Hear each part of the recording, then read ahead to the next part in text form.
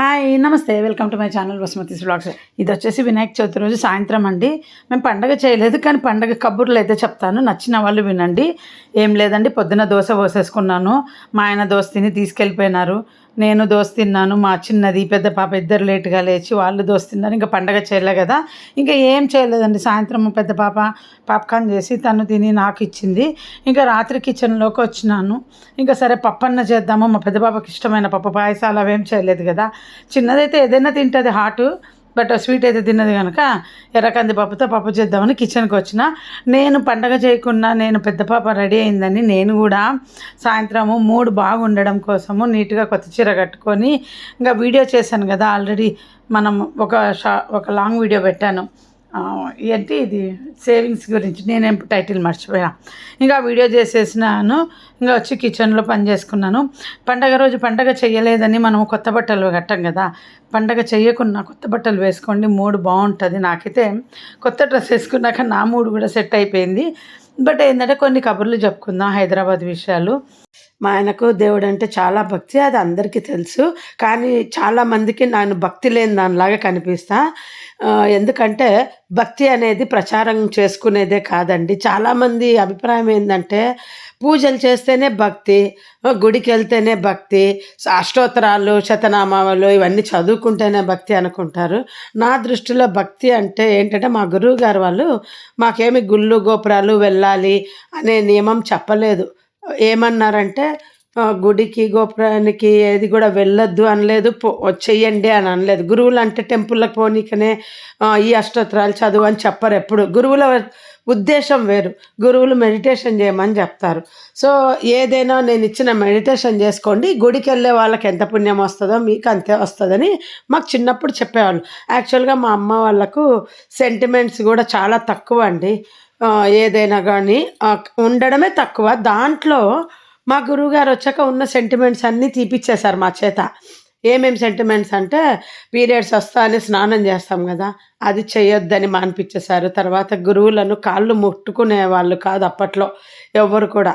మా గురువుగారు అన్నారు, అలా ఏం లేదు, మీరు పీరియడ్స్ వచ్చినా కానీ ముట్టుకోవచ్చు మమ్మల్ని, అదేం ప్రాబ్లం లేదు. ఎవ్రీ మంత్ ఆడవాళ్ళు పవిత్రంగా తయారవుతూ ఉంటారు, అట్లా ఏం లేదు అని. అలా ఉన్న సెంటిమెంట్స్ అన్నీ మానిపించేశారు. మా నాన్నకు బేసిక్గా టెంపుల్కి పోవడము ఇవన్నీ ఇష్టం ఉండదు. కానీ మా నాన్న చాలా భక్తి చేస్తాడు. ఎందుకు చెప్తున్నా అంటే, టెంపుల్కి పోయి భక్తి చేసుకోవడమే కాదు, మా ఆయన కూడా టెంపుల్కి ఏం పెద్ద పోడండి.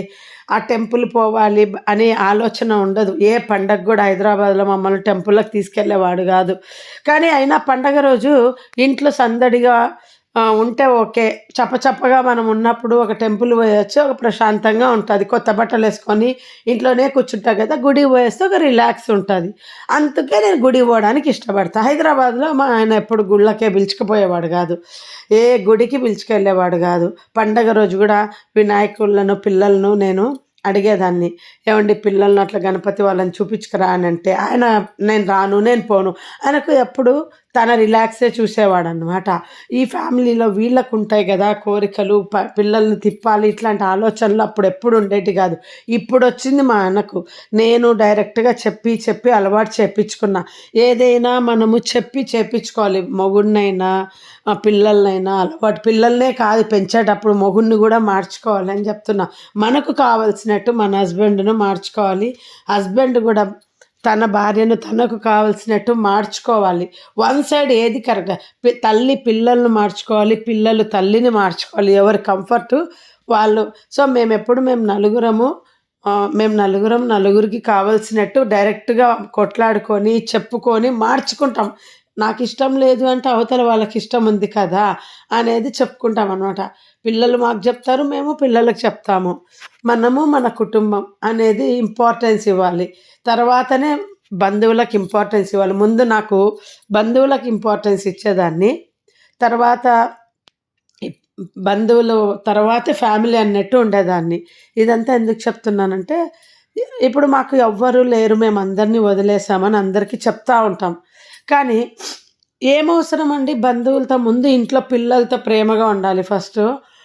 భార్య భర్తను, భర్త భార్యను, పిల్లలు తల్లిని, తల్లి పిల్లలు వీళ్ళు ప్రేమగా లేకుండా బంధువుల్ని నెత్తిన పెట్టుకొని పీకేదేముంది. ముందు ఇంట్లో వాళ్ళు ఒకరికొకరు త్యాగం చేసుకోవడము, వాళ్ళు ఒకరికొకరు హెల్ప్ చేసుకోవడము ఉండాలి. సో, ఎప్పుడు అంటే ఎవరైనా వచ్చారనుకోండి మనము ఇంటికి మేము చెప్తాము మాకెవ్వరు లేదు. ఇటువైపు, అటువైపు అందరిని వదిలేసుకున్నాం. మేము మా నలుగురమే అని. అది వింతగా అనిపించొచ్చు చూసేవాళ్ళకు. కానీ ఆలోచించండి బంధువులతో అవసరంలా. మన కుటుంబంలో మనము మన పిల్లలతో బాండింగ్ కరెక్ట్‌గా ఉంటే ఫ్యూచర్‌లో మనకు ఏ కష్టం రాదు. పిల్లలతో మనం పెంచుతున్నప్పుడు భర్తతో కూడా కరెక్ట్ బాండింగ్ లేకపోతే అది వేస్ట్. మా పాప మొన్న ఒక మాట అడిగింది. "అమ్మ ఇక్కడ అందరూ భర్త కోసం పూజలు చేస్తారు. నువ్వు ఒకసారి చేయకూడదా ఇక్కడ? ఇక్కడ చాలా పూజలు చేస్తారండి హస్బెండ్ కోసము." నేనన్నా వీళ్ళ హస్బెండ్ ఆరోగ్యం బాగుండాలని చేస్తారా? మన వైపయితే పుణ్యస్త్రీగా పోవాలని పూజలు ఎక్కువ చేస్తారు. పుణ్యస్త్రీగా పోవాలనుకోవడం ఎంత మటుకు కరెక్టు? మొగుడిని అర్ధాంతరంగా కష్టాల్లో వదిలేసి వెళ్ళిపోవడమేనా? నేను అలా ఎప్పుడు కోరుకోలేదు. నేను చేసిన త్యాగం దేవుడి దగ్గర నేను కోరుకున్న కోరిక నాకు తెలుసు. దానికి నేను ఎంత నష్టపోయినానో అది కూడా నాకు తెలుసు. నేనేమి నాన్న కోసమని పూజలు చేయను. నేను పుణ్యస్త్రీగా పోవాలని పూజ చేయలేదు. నేను కోరుకునేది దేవుణ్ణి కోరుకున్నాను. నాకు ఆయన ఇచ్చేశాడు. ఇంకా చాలు. నేను దానికి నష్టపరిహారంగా ఆల్టర్‌నేట్‌గా ఏమైనా తీసుకో, నాకు కావాల్సింది నా దగ్గర ఉన్నది తీసుకొని నాకు కావాల్సింది ఇవ్వమని కోరుకున్నాను. ఆయన తీసుకున్నాడు. నా కోరిక నెరవేర్చాడు. సో, ఇలా మాట్లాడితే మీకు డీటెయిల్‌గా అర్థం అవ్వకపోవచ్చు. భగవంతుడిని ఎప్పుడు కూడా మనకొక కోరిక నెరవేరాలి అనుకుంటే దీని బదులు వేరే తీసుకో అని కోరి చూడండి. తప్పకుండా వేరేది తీసుకొని ఈ కోరిక నెరవేరుతాడు.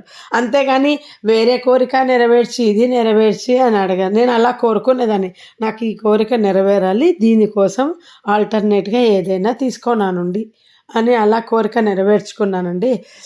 నేను ఇవన్నీ ఎందుకు చెప్తున్నానంటే నా లైఫ్‌లో నేనేం ఫీల్ అయ్యానో, ఎలా చేశాననేది చెప్తున్నా. ఈ రోజుటికి కూడా మా ఆయనతో నేను ఎప్పుడు ఏదో ఒక మ్యాటర్‌కి గొడవ పడటం, పండగ రోజు లీవ్ ఇయ్యలేదని మా ఆయన లీవ్ పెట్టుకోలేదు. మా పిల్లలకి చెప్పిన, "నాన్న ఎప్పుడు ఇంతేనమ్మా, ఆయన కంఫర్ట్ ఆయన పండగనే కదా లీవ్ పెట్టుకోవచ్చు కదా అన్న ఫీలింగ్స్ ఏముండవు. అలా ఏం లేదు. ఆయనకి ఎంతసేపు వర్క్, వర్క్, వర్క్ అప్పట్లో కూడా అంతే. ఆయన వర్క్ తర్వాతే ఏదైనా ఇంపార్టెన్స్ ఇచ్చేవాడు" అని పిల్లలు చెప్పా. ఎందుకంటే పండగ రోజు అందరు కలిసి ఉంటేనే కదండీ హ్యాపీనెస్సు. అది పండగ చేయకపోయినా ఫ్యామిలీతో గడపాలి. మా ఆయన ఇంట్లో లేనందుకు మేము పండగ చేసుకోలేదు. అది చెప్తున్నాను. ఇలా మా ఆయన నాకు ఎన్నోసార్లు ఆఫీస్ ఉందనేసి వెళ్ళిపోయిన రోజులున్నాయి. పండగ ఎప్పుడు చేస్తాం కదా! వినాయక చవితి మేము పెట్టుకొని చక్కగా చేసుకోవచ్చు కదా! బట్ మేము నో చెప్పలేము. ఇప్పుడు ఇవన్నీ తెలీదండి జనాలకు. పిల్లలు పెళ్ళిళ్ళయ్యి మన నుండి వెళ్ళిపోతారు గదా! ఆ లోటు అప్పుడు తెలుస్తది. ఇంక పిల్లలు మనతో ఎన్నేళ్ళు ఉంటారండి. పెద్ద పిల్లలైనాక వాళ్ళు జాబ్ వచ్చే వరకు. వాళ్ళ జాబ్ వచ్చాక అసలు మనకు వాళ్ళకి ఏ సంబంధం ఉండదు. ఇది అందరూ గుర్తించండి. మీ పిల్లలతో పెళ్ళిళ్ళు అయ్యే లోపలే ఎంత ఎంజాయ్ చేయాలో లైఫ్ అంత ఎంజాయ్ చేసిన తర్వాత ఏడుస్తా కూర్చోవాలి మనం. ఎందుకంటే ఏడుస్తా కూర్చోవడం అంటే వాళ్ళు బాధ పెడతారని కాదు. మనతో స్పెండ్ చేసే అవకాశం వాళ్ళకుండదు. అప్పుడు 1000 మందికి చెప్పుకుంటారు. మా పిల్లలు మా ఇంటికి రారు, మా పిల్లలు బిజీగా ఉంటారు. అది ఎంత మటుకు కరెక్ట్ చెప్పండి? మా అత్తగారు వాళ్ళు కూడా మా ఆయనను ఎప్పుడు ఇలాగే మా వాడు ఎప్పుడు రాడు రాడు అని నన్ను అనేవాళ్ళనమాట. మీ కొడుకు మీ ఇంటికి రాలేదు అంటే అది ముందు నుండి మీరు పెట్టుకోలేదు. మీరు అలవాటు చేసుకోలేదు, వదిలేశారు. పెళ్ళైనాక మీ కొడుకు మీ ఇంటికి రాడు అంటే అందుకనే మా ఆయన ఏం చేస్తాడంటే నన్ను పంపించేవాడు ఎప్పుడు అక్కడికి. వాళ్ళు ఎప్పుడు ఆ మాటలు అంటున్నారని నన్ను పంపేవాడనమాట. సో, ఈరోజు నా ఫీలింగ్స్ ఇలా షేర్ చేశాను. బాయ్. See you. మళ్ళీ నెక్స్ట్ వీడియోలో కలుద్దాం.